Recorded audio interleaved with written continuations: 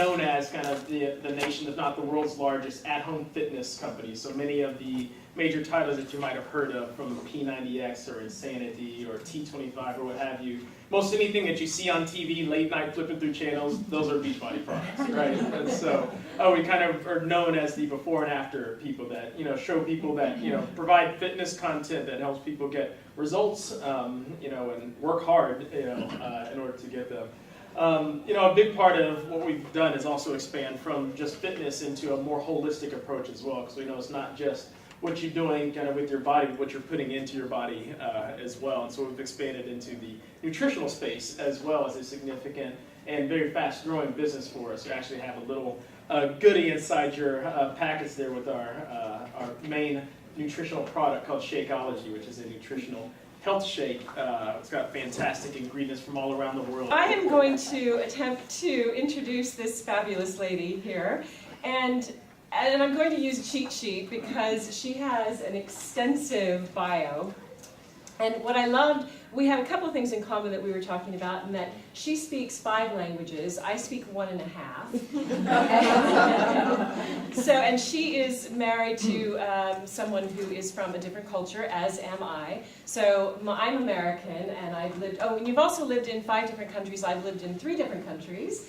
And I'm American, my husband is Swiss German, and I'm trying to learn Swiss German, which will take me the rest of my life. So we have a little bit in common. But in addition to that, she is also the winner of the 2014 Leadership Excellence Award for Small Businesses by the nationally acclaimed HR.com, as well as the winner of the 2014 Diversity First Annual Award for her outstanding achievements and sustained commitment to the pursuit of cultural diversity and inclusion in the community and workplace by the National Diversity Council. She's also termed as a board member at, do I have to say this acronym, NAR? NAR. NAR, at the National Association of African Americans in HR, the Los Angeles chapter. She's also a board member of the LADC, the Los Angeles Diversity Council, and a board member of the Leadership Circle of Change, and a community member of BNLP Leadership Program for the city of Burbank.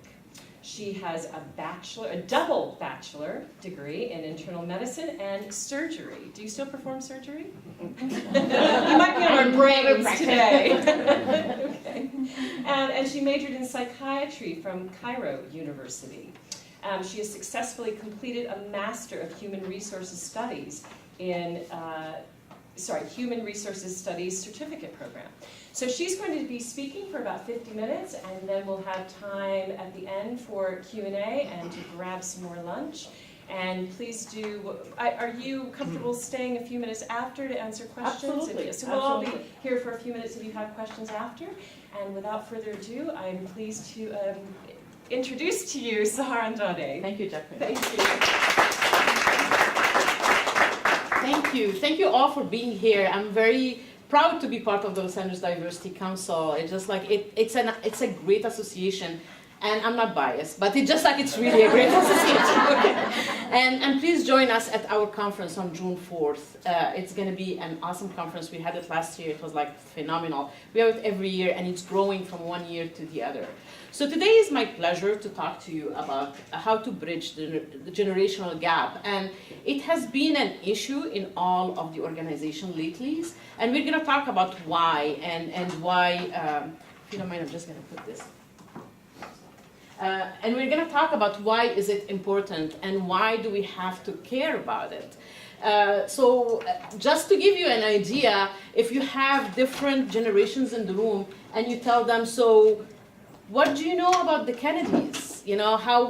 How did they live or die? So you will have the traditionalists and the baby boomers that will tell you, I heard shotguns in Dallas. But you will have someone in the room that will tell you, it was a plane crash in Martha Vineyard. That's the Generation X. And you will have generation that will tell you Kennedy who? And these are the millennials. So this is how more or less we are. And before I start, I need to tell you this, that whatever I'm going to be saying about a generation is a generalization. It does not mean that every single person in that group has the same characteristics. There are always exceptions, as in diversity, you know. So we need to know that it's about generalization characters so we can at least understand who they are.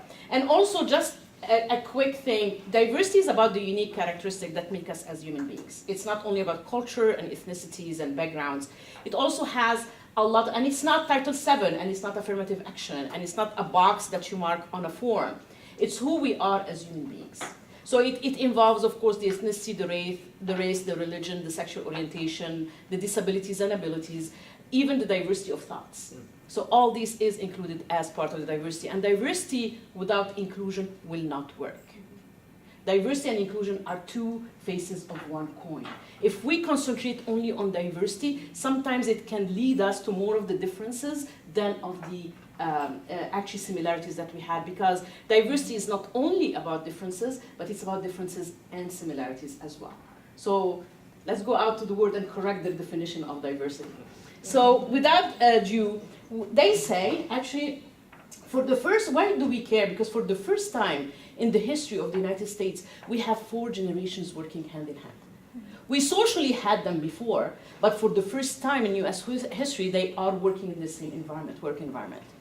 Why? Because organizations like Beachbody that are offering healthy programs, you know, for seniors and for people, so people are living actually longer. And also for the economy that happened a few years ago, people like lost a lot of their savings, their retirement, their 401k, so they are forced actually to keep working. And also the new laws, ADEA, which protects people that are over 40 years old to be fired. So these are all reasons why there are people are continuing to grow and to live more and more. They care more about their health and about exercising and about living healthy in a healthy environment. So that's why we have now, and very soon, in like 5 to 6 years, we're going to have Gen Z, which is the new generation. Right now, they are between 9 and 12 years old. So millennials, finally, will have someone to complain about. So there is a big challenge. The gap, generational gap, is a big challenge for the organization that choose to ignore it. But it's also a strategic opportunity for the organization that choose to enhance it and include it of what they do right now. There is actually an Arabic proverb that says that they say people resemble their time rather than resemble their parents. So every generation will become rebellious, and you see the change of hair. Like, for example, the baby boomers had the long hair, the hippies, you know, the afros, and now the bell bottom, the pants. So even the way we dress is different from one generation to the other. So why should we really care about that? Because we have the ages of different generations that we have. Each one of them come with their own strength and their own ideas and their own creativity and their own diversity of thoughts that we need to include to grow as a generation. Because if we look around the table, look how diverse we are. So take that to the market and see the more generation diversity that we have inside of an organization, the more we can serve a diverse and bigger market base as customers. And we also need to remember that customers are 2 kinds, internal and external. Our internal customers are our employees. So we need to care about them and value them for who they are, not who we want them to be. So we need to value them so they can add more value to us as an organization. So this is a quick birth year chart for the different organizations. So we have the traditionalists. They are between, They are between 70 and 97 years old. And I know a lot of people over 70 that are still working in the workplace. We have the baby boomers. We call them the hippies or the yuppies. They are between 51 and 69. We have Gen X that is between 36 to 50. We have the millennials that are 21, 35, and Gen Z is the upcoming one. We still don't know who Gen Z is going to be. We're in for a ride, I'm sure. You know, so but we can start building them as we go. Like, we are responsible for millennials.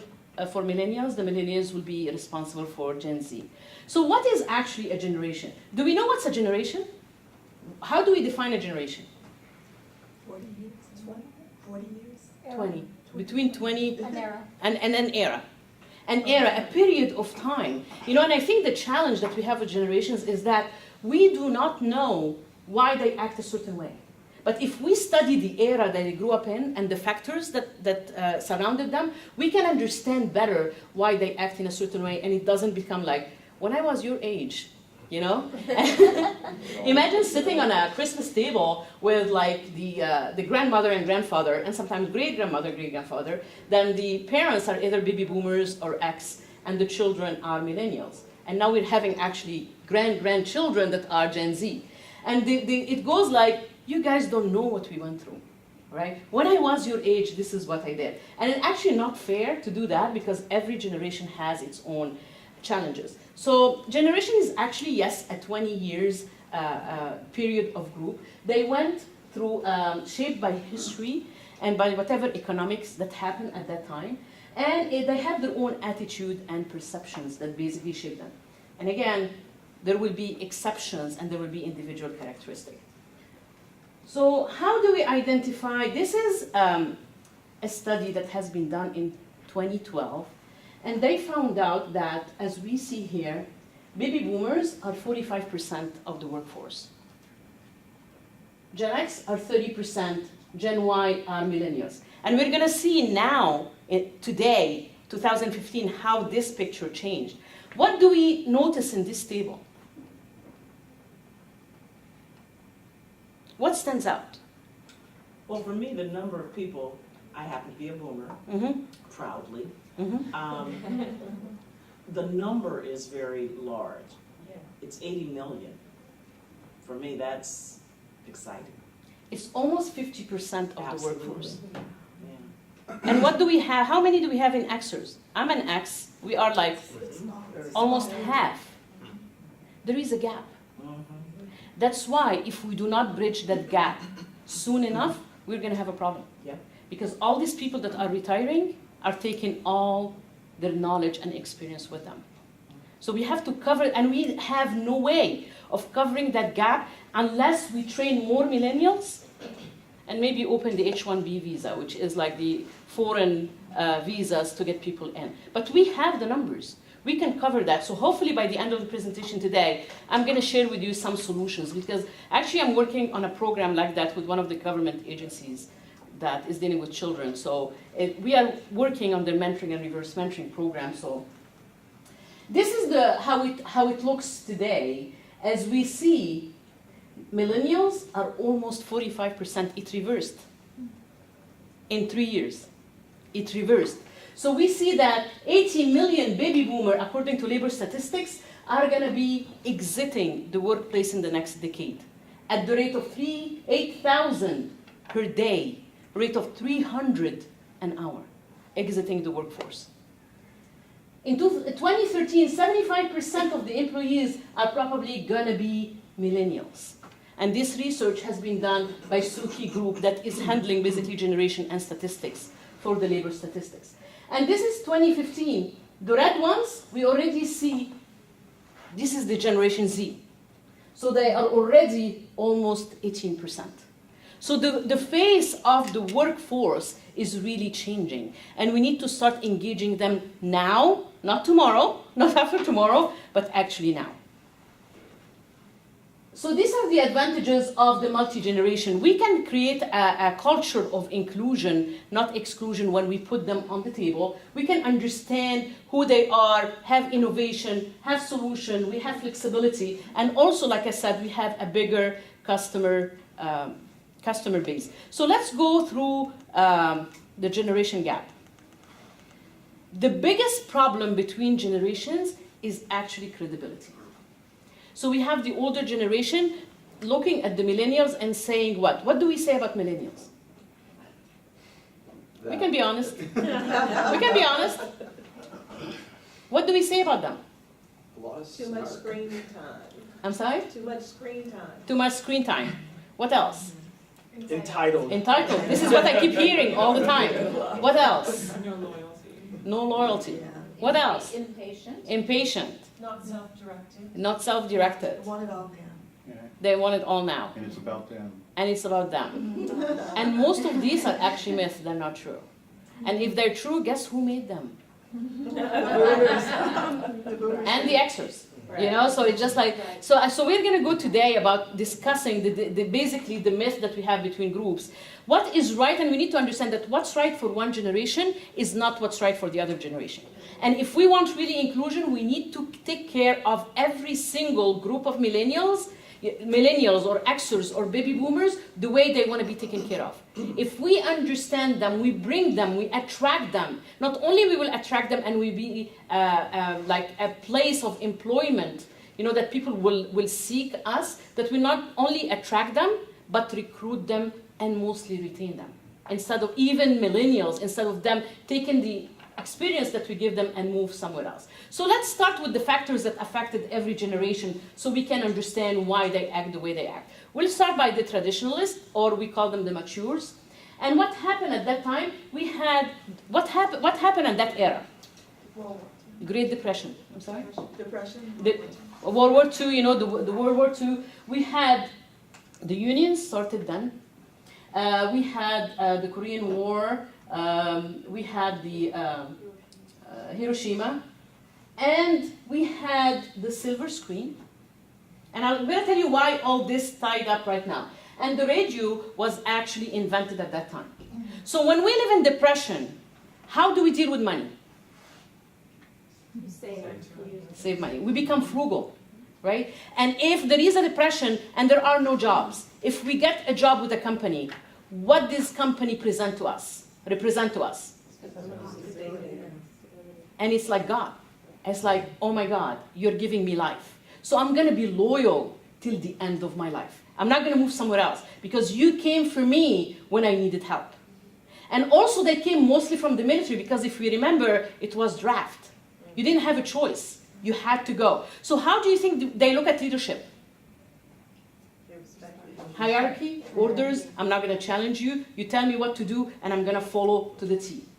That's why when we understand the era they came from, we can understand why they act a certain way. And because we had the silver screen, you know, Cary Grant and Humphrey Bogart, so they dressed to the T. They dressed like all the movie stars. And because with the radio came in, the time of dinner for the families, everybody was gathering over on the table, listening to the radio and listening to the news. So if we look at things this way, it's easier for us to understand why they act a certain way. And it was the first time for the union, and they looked at education like a dream, because they didn't have the money.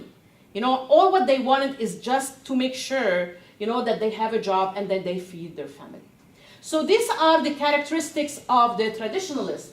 They want, if you want to deal with them the right way, they are very proud people. And they have the best customer service, by the way, because they come from the military where they service others. So they want formal recognition. And because they suffer from depression, they don't take risks. They are like, secure me a job and I'll be okay. And they are team-oriented, again, because they come from an army background. What the hype that we talk about them is like, they actually cannot handle change. Obviously, they can't think outside the box. And they are too cautious and don't take risks. But if we want to bring them to the team, they have the best interpersonal skills, the best customer service, and they have very good work ethics, and they are very loyal, you know, about the workplace. And it's not like millennials are more, you know what, let's have fun, you know, at work, because we need to bring fun at work. They are more of a rigid way of working. The areas of conflict is that if you talk to them about diversity, they tell you, what do you mean? You know, though most of them are very close to the era of the immigrants that came to the United States. But most of them were Irish, you know, mostly Caucasian from Europe, and that's why the diversity doesn't mean a lot to them. And of course, they will struggle with technology. I know people that are 7 years old that are every hour on Facebook. So that gives you the example that it's not necessarily true. And then we come to the baby boomers, and this is what happened in the baby boomers. The baby boomers grew up in parents that were frugal in money, and they doubled. They were a lot. That's why they started feeling that in order for me to be better, I have to compete. To compete, I have to have better education, better homes, better jobs, better salaries. Everything has to be better. So the competition, and they became the generation me. It's like, it's about me, I need to get ahead. And education for them was actually a privilege. Was actually a right, a birthright to go through it. So what they went through the Cold War, and they single-handedly stopped the Vietnam War. They are the first generation that challenged leadership. They challenged the rules. They challenged because they wanted to bring peace. So the biggest thing was the Woodstock. Remember rock and roll? You know, love and rock and roll. The space race was done. And also the civil rights was there. And that's why a lot of groups and ethnicities got their civil rights. And also they gave the rights for women that started working. So we had men and women working at the same time. Women, for the first time, because of the laws and the civil rights, cared more about their careers sometimes than having children. That's why we see the drop in the birth rate between baby boomers and Gen X. And we see, the first time we see assassination of our heroes, like Martin Luther King and John F. Kennedy. And the television came in, the silver television came in. And it was more about, families. And they were the first time we heard the word workaholic. They worked and worked and worked because all what they cared about is results. But they worked in teams as well. And because they worked hard, what do you think happened to their homes, to their families? The highest rate of divorce. The highest rate of divorce was actually during the baby boomer. So in order for us to know what baby boomers are, they're very hard worker, they have respect for each other, and they have me focused. And their hype, what we say about baby boomer, is they are very self-absorbed. Sometimes they sing a kumbaya song, and then it's like if you tell them we have a budget, they tell you, what budget? What do you mean? And they will workaholics. So in order for us to bring them to the team, we need to make them understand that they will be social-oriented and they will be driven to be part of the team. They're very good team players. And also the areas of conflict is they want to self-promote themselves because it's their value. I put so much in here. You need to value me for who I am. So Gen X came, and Gen X was, we are the small generations. And what happened in generation that the Berlin Wall came down, Watergate, the first Persian Gulf, the 91, 92, Rodney King, why can't we all get along? And Gen X was called the latchkey kids because either the parents were divorced and because the parents worked so hard, so they depended on themselves. They had a key and they would go to an empty space, an empty house. That's why the Gen X, because they grew up on their own, they are the biggest entrepreneur generation because they depended on themselves. And because they came up with a family that was basically broken down, how do we think they looked at work? Not well. I don't have to work that hard. For the first time, we started hearing the term work-life balance because they saw what work did to their parents. So of course, now let's have a work-life balance because my family matters too. So part of rewards that you can get to a Gen X, not to everybody, but most of them, is to give them actually time off rather than give them money.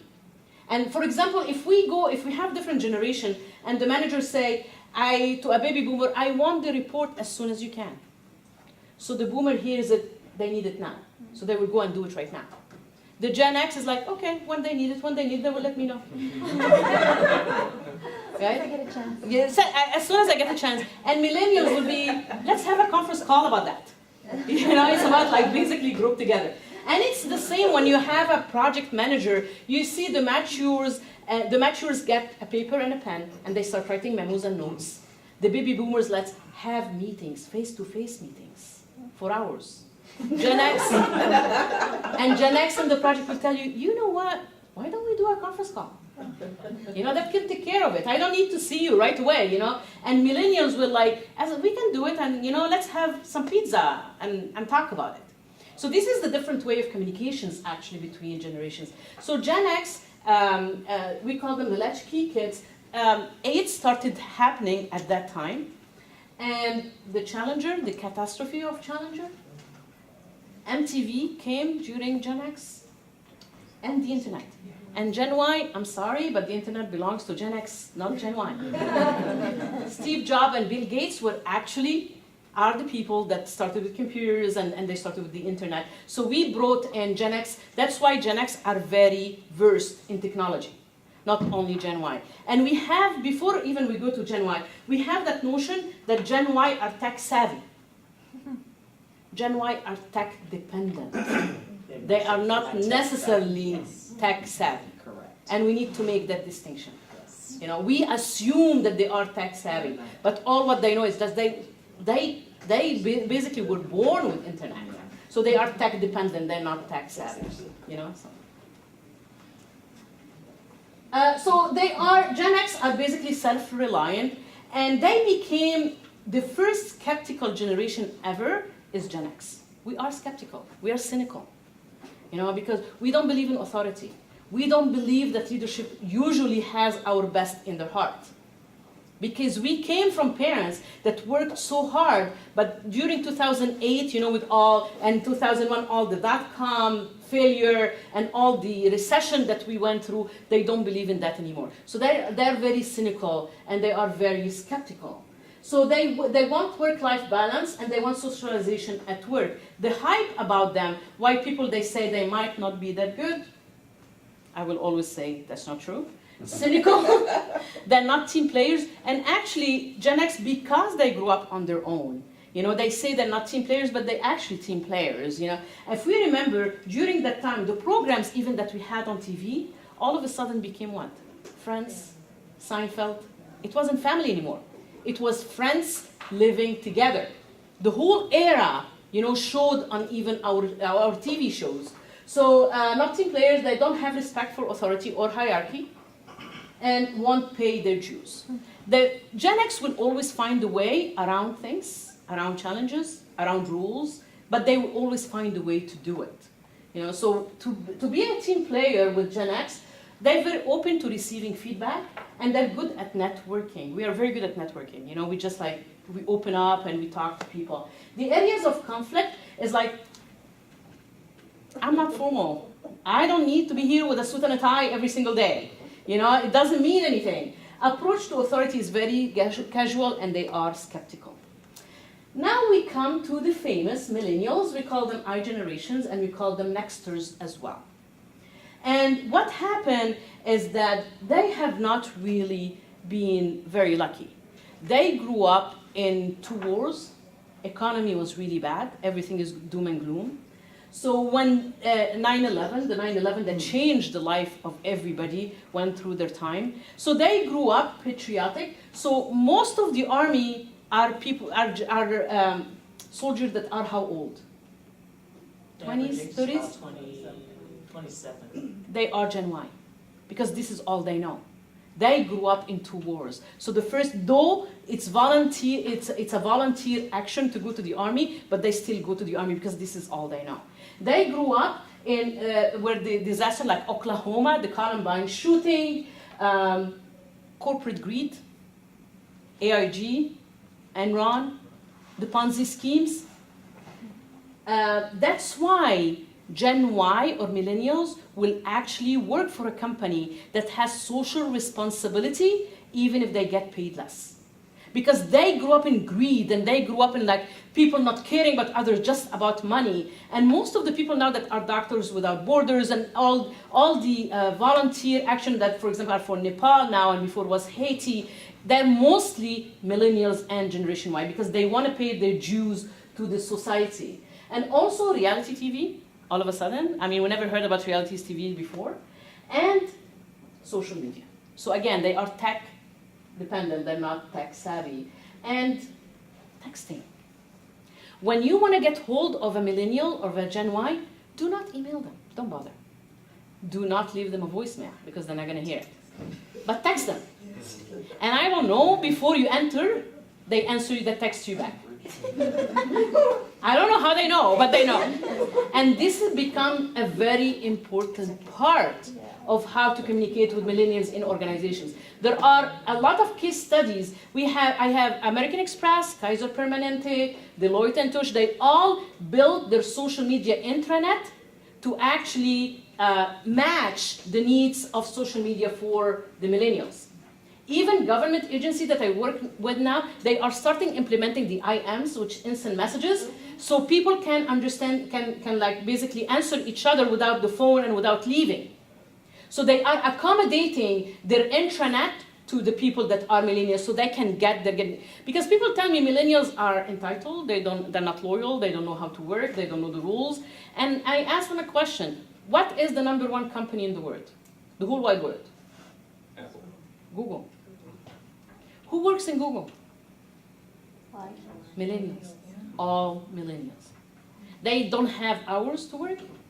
They have cappuccino bars. They have chefs on staff that will cook whatever they want. They don't necessarily have desks. They can sit on the floor. They are very casual, but they come up and they actually, one day of the week, them and another company, they tell them, for example, Thursday is your own, you work on whatever you like to work, on your ideas, not on the company ideas. And you'll be surprised how much innovation ideas come from that. They're giving them all the tools they need so they can perform and innovate. So millennials are basically Gen X because we micromanaged millennials. So for the first time we heard hockey mom, soccer mom, right? And we developed them like school, football dances, football lessons, dance lessons, and then do your homework. We created the short attention span. We did that. We micromanaged them. We told them, you can do whatever you want to do. You're entitled. So for the first time, millennials, when you ask them who's your best friend, they will tell you my mom or my dad. Who's your hero? My uncle that went to the war. It became something totally different than what we used to do, and they still live at home. Why? Because of the recession. We made the recession. Interest rates are high, they can't buy homes. You know, we made all that, we micromanaged them. And I promise you, this is a true story. We do a lot of, like we consult with a lot of HR departments, and we hear stories where the mother or the father will call the HR director, why didn't you hire my son? It's a true story. Yeah, it's a true story. We see it everywhere. Why? Because Gen X became what we call the helicopter parents. We hovered over Gen Y. And then we have the guts to complain. We created that. So we need to if we take all that and deal with them the proper way, and we're going to talk about solution in a second, we will know how to deal with them. So they are informal. Believe it or not, if you want them to brainstorm, have fun at work, bring them ice cream, bring them pizzas. Let's have a meeting with pizza, and they will give you their best ideas. They are team players. A reward for Gen Y is when you tell them, I'm going to put you to play and work with a very smart team. That's a reward for them. They look at their manager as their parents. So they need instant gratification. They need continuous feedback. You have to coach them all the time. When you stop, this is when they will leave. So they leave because of you. They don't leave because they're not loyal. They have to learn because education is very expensive for them now. So they need to find another way. They are ambitious and they need to learn. So you need to keep feeding them that education. That's why they will stay with you. They are civic-minded and inclusive. They grew up in diversity. 45% of Gen Y are biracial. So they grew up now when we have Gen Y and we tell them diversity training, they say, diversity what? Why should we need diversity training? And this is one of the main problems that we have in our organization, diversity and inclusion. But for them, it comes naturally. It comes why should we even care about it? So this is the hype that they have unrealistic expectations, that they want to be managers and directors the first day they walk to the office. Which is true sometimes. They're overly dependent. They are informal. And OMG, BRB, we know all that, right? OMG, oh my God, BRB, be right back. They use all these great GR number 8. They have their own language. They created their own language for the text because Twitter takes only 140 characters.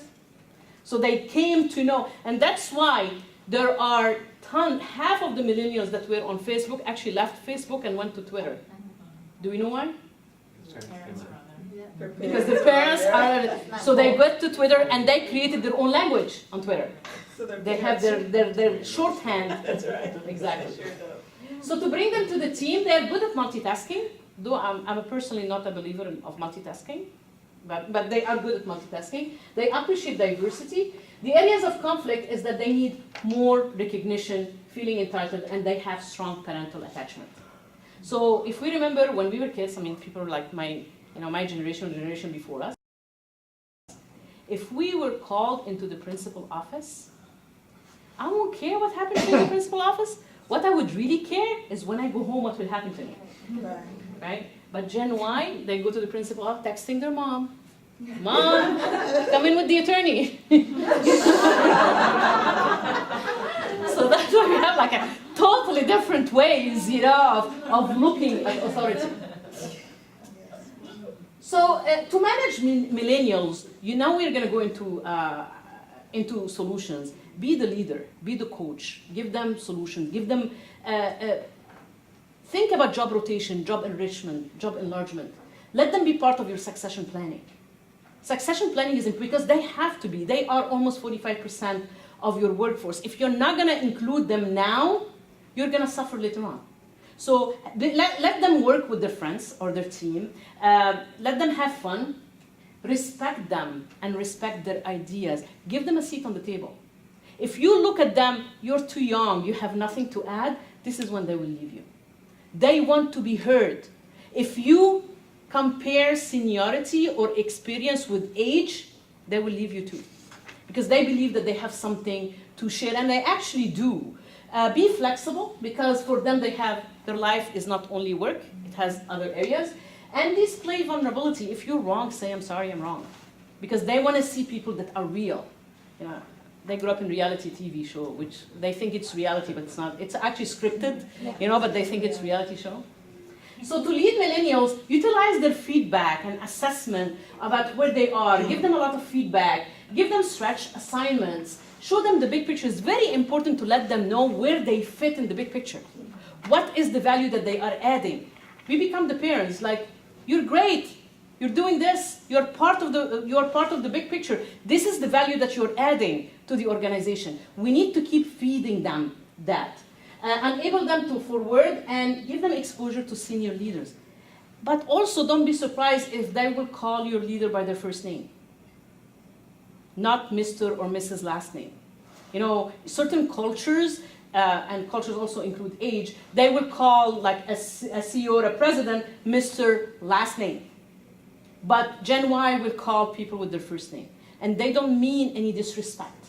This is the way that they have been brought up. So being casual. So these are different work ethics. For example, traditionalists, they see as work as an obligation. Boomer workaholic. Gen X, I don't need a necessary task. Y, it's a means to an end. And how they're motivated, the traditional, to keep them on board. You need to tell them that they are respected and their experience is respected. For Boomer, that they are valued, that they have been adding a lot to the workplace, and they have been. Gen X, that they can go on their own, do their own way of working, as long as they can deliver the project on time and under budget. And the Gen Y is about creating challenging for them.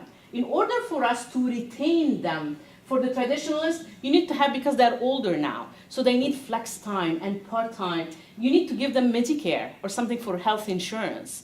For the baby boomer, we need to tell them what are the retirements that we're giving them, what are the benefits, and what is the programs that we have. Because there are certain organizations now that offer different health programs for people that are baby boomers. Gen X, give them financial planning, especially if you have in your benefit package the concierge services where they can pick and choose whatever they need. Gen Y is give them tuition reimbursement, because they want to be educated, but they don't have the money. So if you offer educational reimbursement, you can actually more attract them and retain them for you. So to communicate with Gen X and Gen Y, keep them motivated, have some music at work, because they like also to distract themselves. Fast technology, millennials are more comfortable with technology. Who remember, I don't know if any of the room here will remember computers. Who remember computers that used to work with perforated little papers. Oh. Who doesn't know what I'm talking about? They're called punch cards. Oh, punch cards, thank Started you. in 1973. Thank you. And that's how I started in tech. Exactly. Who doesn't know what I'm talking about? Who knows what's an 8-track? Who doesn't know what I'm talking about? You know what? It's funny. Yesterday, we needed a truck to move some stuff, so we borrowed a truck from someone that we know. And I went into that cabin, and I looked and I started laughing. And my husband looked at me and was like, why are you laughing? And I'm like, look. And he didn't know what I'm pointing. They had a cassette player. Oh my gosh. Yeah, right? Cassette, no CDs, no CD player. It was a 1999 truck. You know, so they had only a cassette player. That was like a blast from the past, right? Yeah, and there are things that we take for granted, but it becomes part of our culture, you know? My husband is a baby boomer and I'm a Gen X, so we look at things beside being from different cultures. Like I always say, like, Jasmine, you saw it on the thing. Like I always say, I'm Egyptian and my husband is Hispanic, so we use pita bread in different ways. You know? I open the pita bread, I do a sandwich, and he rolls it as a tortilla. You know, one more thing, just to show you the difference of cultures. I was in Egypt for a while, and then I came back. And in Egypt, when we say no, we go. So I came back, and I kept that, right? So he would tell me something. So after a couple of days, he goes like, I was really nice because I think you were jet-lagged. But we do it only to horses and donkeys. We don't do it to you. We have diversity at home. So compensation for Gen X, be willing to negotiate with them. And also offer them more flex time or more days of vacation than even money. Give them a better, you know, sometimes if they don't budge on compensation or you can't budge on your compensation because of your budget, give them more flex time or more vacation or more work life, or you can come, you know, you can work from home. You know, give them all these options. For Gen Y, make sure to tell them that when they work here, how it's going to look great on their resume. This is their advancement. You know, this is their future because they're going to be the CEOs of tomorrow. You know, just feed their ego and they will work. In order for collaboration, in Gen X, we hate one-on-one that take 4 hours. Yeah. Just tell me what you need to tell me. You know, we can have a phone call, we can have a conference, and when we need to meet, we'll meet, but let's limit it as much as we can, the face-to-face, because I have other things to do. Millennials, social networks, like I said, Kaiser Permanente, you know, American Express, all these people. Actually, Deloitte is having their intranet like a Facebook page, where they go back and forth and communicate with each other.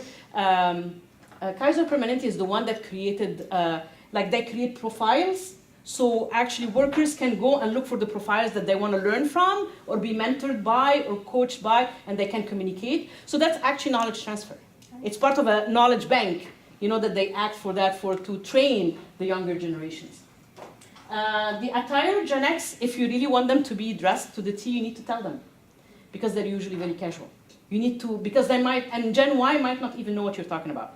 So you need to actually tell them, this is how etiquette at work or how professional looks like when you hire them.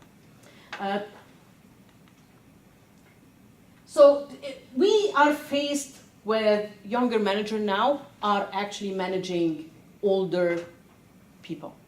So it creates some kind of friction. So there is something called the ACE technique. And to be quick, you acknowledge their experience, their older people experience, and their age and their influence in what they have. You appreciate that they are part of the team. You make them feel important, because this is very important for baby boomers and for matures. You care about them. You get to know them on a personal base. And this is very hard for millennials. Millennials, their communication, interpersonal skills are really down. They're great at interacting, typing through a screen, but when it comes face-to-face, they lack that. So this is something that they have actually to learn, that we need to coach them on how to deal with people person to person. And exchange ideas and ask for input. We call it the ACE technique. So there are 3 critical things that we need to do as a solution. We need to knowledge transfer, we need to do reverse mentoring, and we need to measure staff engagement. What does that mean? The first thing for the institutional is to have a bridge. It's the new knowledge that is the new bridge that we're going to go from one generation, fill generation gap. So for example, if we have that knowledge and the baby boomers are going to retire, what will happen? They take away all that with them.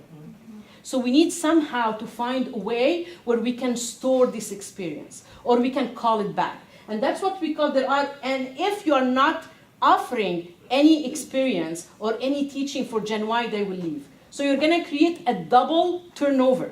Not people that are retiring, but people that are leaving because there is nothing that you're offering for them to be educated about. So that's why we need to build that knowledge. Succession planning is important.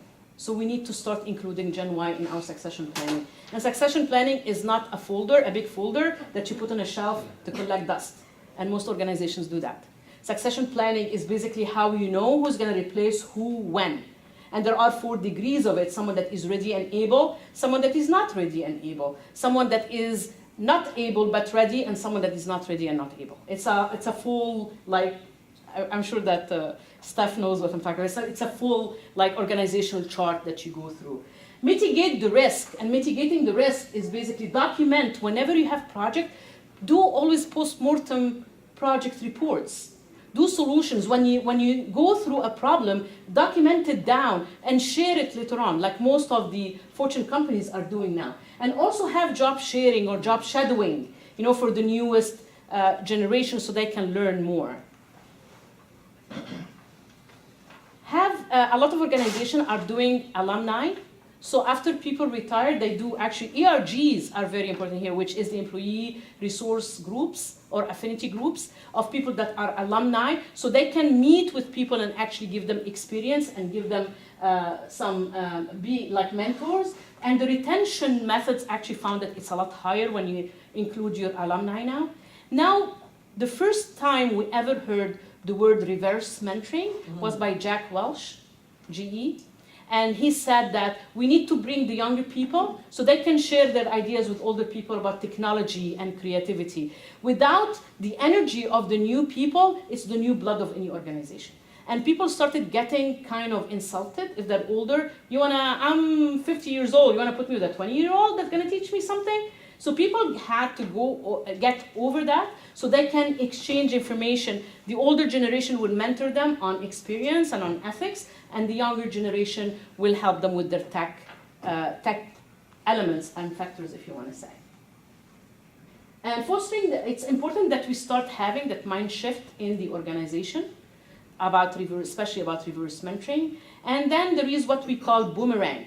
And boomerang is when we rehire the people that worked as consultants, maybe, or as advisors, where they can come and mentor also other people that are younger than we are. And I know I'm going faster because I know I don't want to take all your time, so you can have all the questions that you want. So how to build an inclusion? Know your demographics. Do an audit of your workforce. Know where you are. And I'm not talking about EEO1 or an first interaction. At least know where are your generations. And also respect and recognize everybody for who they are, not who you want them to be. Don't try to, people don't change. Attitudes and behavior change, but people do not change. So respect everybody for who they are. Have empathy. What does empathy mean? Trying to comprehend what they're going through. Exactly. Put yourself in some other people's shoes. So it's more than compassion. Compassion is kind of feeling bad for someone, but empathy is actually putting yourself in other people's shoes. Have the proper way of communication and participation. Definitely fight stereotype. Don't get into that mode, they're young, they're entitled, they're old, they don't know technology, because you'll be surprised of what you can get. Comprehensive leadership, build on all your strength. Offer options like flex time, commute, whatever they want, how they want to be rewarded. Knowledge transfer with mentoring and reverse mentoring. Have diversity training, and make sure to expand the definition of diversity. That's not only race and ethnicity and religion, but it's actually who we are as people. Have ERG and affinity grant. Include fun, and mostly train also your manager on ADEA, which is the part of Title VII that protects people that are older. And this is more or less the presentation for today. I try my best not to go over the 50 minutes. So if you have any questions, please let me know.